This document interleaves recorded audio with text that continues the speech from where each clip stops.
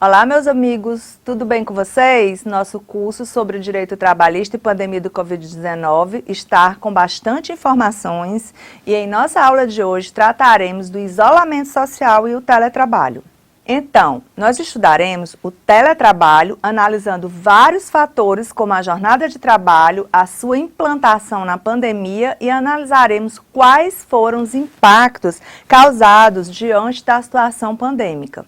Trataremos também da saúde mental do teletrabalho na pandemia do Covid-19. Todos nós sabemos que o teletrabalho foi inserido pela reforma trabalhista que incluiu na CLT os artigos 75A ao 75E. Então, com a pandemia do coronavírus no Brasil, o teletrabalho foi uma das alternativas para que houvesse a continuidade de negócios e preservação de empregos.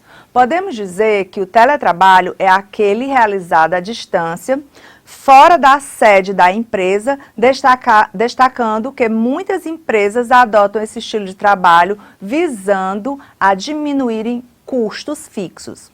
Assim, o teletrabalho destaca-se por ser um tipo de trabalho flexível, por proporcionar um local, horário e contratos flexíveis. Durante o período da quarentena, muitas empresas optaram pelo modelo de home office, pois o objetivo era evitar a contaminação do coronavírus e manter seus colaboradores seguros. Meus amigos, antes da edição da medida provisória 927/2020, para que o empregado pudesse exercer o teletrabalho, era necessário um termo aditivo em seu contrato, indicando que essa modalidade de trabalho seria remota e não presencial. Agora vejam só que situação. A pandemia ocasionou um caos. Então, imagine a quantidade de trabalho que a empresa teria para proceder com a modificação dos contratos de trabalho dos seus empregados. E aí, para aliviar isso, a medida provisória 927/2020 permitiu a possibilidade de migrar para home office sem a necessidade de termo aditivo, promovendo a flexibilização nos processos das empresas. Mas vamos lá e vamos avançando. Trataremos a seguir da jornada de trabalho. Nós sabemos que a regra geral em nosso ordenamento jurídico é a jornada de 8 horas diária e 44 horas semanais. Mas a verdade é que na reforma trabalhista, o legislador entendeu, lá no artigo 62, inciso 3, que os empregados em regimes de teletrabalho não estão incluídos nessa proteção. Dessa forma, meus caros amigos, os teletrabalhadores não estão submetidos ao controle de jornada de trabalho.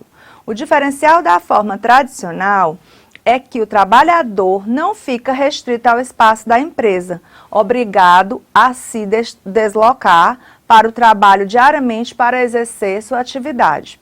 Não possui um acordo com a empresa estabelecendo outras possibilidades para este relacionamento fora do ambiente de trabalho. Podemos dizer que o conceito de subordinação foi ampliado no teletrabalho, pois ocorre através do controle da tarefa produção. Pois bem, meus amigos, vamos analisar agora como se deu a implantação do teletrabalho.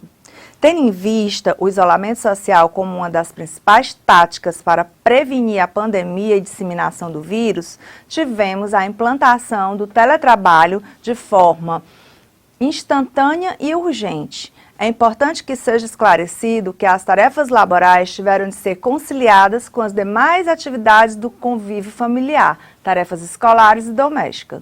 E ainda tinha que ser estabelecido um nexo entre a harmonia do lar e do trabalho, com a produtividade das tarefas condicionada ainda à saúde física e mental por todos que estavam em isolamento social. Agora vocês devem estar pensando, mas professora, quais foram as vantagens e as desvantagens do teletrabalho? Vamos citar algumas vantagens. Redução dos custos e gastos da empresa com energia, material de higiene, limpeza e etc. Merece destacar que os encargos sociais ficaram intactos. Flexibilidade da jornada do trabalho, pois o empregado que estabelece a sua jornada de trabalho e assim passa a ter maior disponibilidade para a família. Aumento do bem-estar, pois não há perda de tempo do deslocamento casa-trabalho, tendo assim uma maior tolerância de horários. Agora passaremos às desvantagens. Vamos examinar as desvantagens em utilizar a casa como local de trabalho. E assim podemos citar o fato do empregado não ter colegas de trabalho, a dificuldade em separar a vida profissional da vida pessoal, a falta de metodologia e ainda a dificuldade de adaptar-se a um novo emprego se deixar de trabalhar em casa. Ora, meus amigos, o teletrabalho praticamente forçado na pandemia foi no intuito de preservar o isolamento social. A medida provisória 927/2020 teve a sua vigência encerrada em 19 de julho de 2020. Mas como estamos falando de relações trabalhistas, nós temos que saber qual o regulamento que estava em vigor naquele período da pandemia do Covid-19. Com isso, no auge da pandemia, tivemos a possibilidade de alteração do regime presencial de trabalho para o teletrabalho. Tudo isso de forma unilateral pelo empregador, ou seja, sem qualquer concordância do empregado. Sem falar que foi independentemente da existência de acordos individuais ou coletivos, dispensando inclusive o registro prévio da alteração no contrato de trabalho, contrariando as normas da CLT. Meus amigos, estamos quase no final da aula e agora vamos analisar os impactos do teletrabalho decorrente da pandemia Covid-19.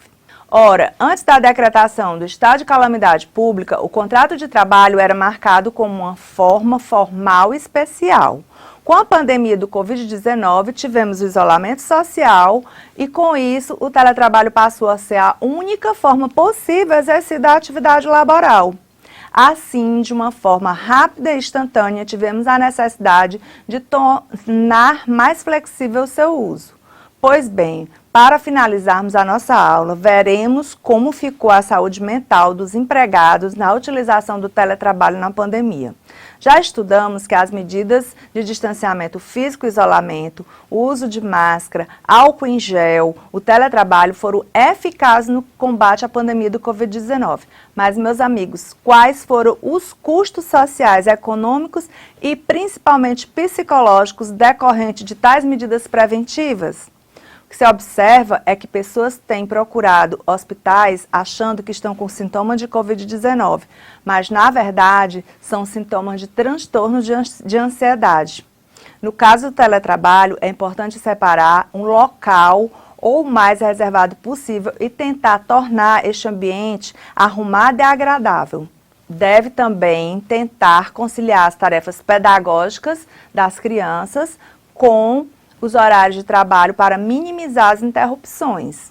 Bom, meus amigos, por hoje vamos ficando por aqui. Espero que vocês estejam gostando do curso. Não deixem de ler a legislação que está sendo comentada, né? As medidas provisórias, os decretos, as leis. É muito importante a leitura íntegra dessa legislação. Um forte abraço e até a próxima.